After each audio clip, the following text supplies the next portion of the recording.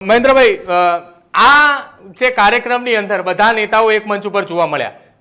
હવે બદલાવ જોવા મળશે અમરેલીની રાજનીતિની અંદર કે આવનારા સમયમાં તમામ કાર્યક્રમોની અંદર બધા નેતાઓ એક સાથે જોવા મળે? કેમ કે જે યુવાનીમાં કૌશિક વેકરિયાએ કરી બતાવ્યું, એટલે કે એક સરપંચથી લઈને આજે એક રાજ્ય સરકારના મંત્રી સુધી પહોંચ્યા. જે વાત આપે કરી કે સી આર પાટીલ અને હર્ષ સંઘવીના નિકટના છે કે જેના કારણે તેમને મંત્રીમંડળની અંદર ખાતાઓ પણ એવા ખાતાઓ મળ્યા કે જેમાં તેઓ હર્ષ સંઘવીની સાથે પણ એમને કાયદાકીય રીતે બેઠકો કરવાનું થાય. જે દિવસે મંત્રીમંડળના શપથના બીજા જ દિવસે ગાંધીનગરમાં બેઠક મળી હતી, સીધા જ તે કૌશિક વેકરિયા ત્યાં પહોંચ્યા હતા અને પોક્સો કેસને લઈને કંઈક હર્ષ સંઘવી એમના વખાણ પણ જાહેરમાં કર્યા, પોસ્ટ પણ કરી હતી ટ્વીટ ઉપર.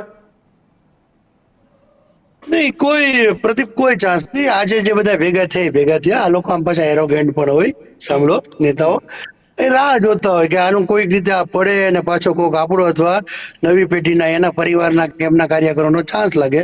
હવે પૂરું અત્યારે Kaushik Vekariya one way hero છે, ચાલે છે, લોકો એનું જોરદાર અભિવાદન કરી રહ્યા છે. એનો પણ એવો સ્વભાવ છે.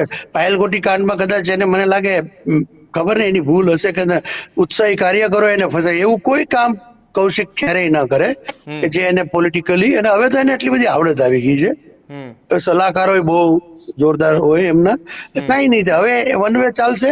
એ બધું જ એના કંટ્રોલમાં છે. એકાદ માણસ 5 ધારાસભ્યોમાંથી કદાચ થોડો ઘણો સ્પર્ધામાં હોય, બરોબર છે, પણ એને ટેકલ કરતા આવડે છે, કરી લેશે.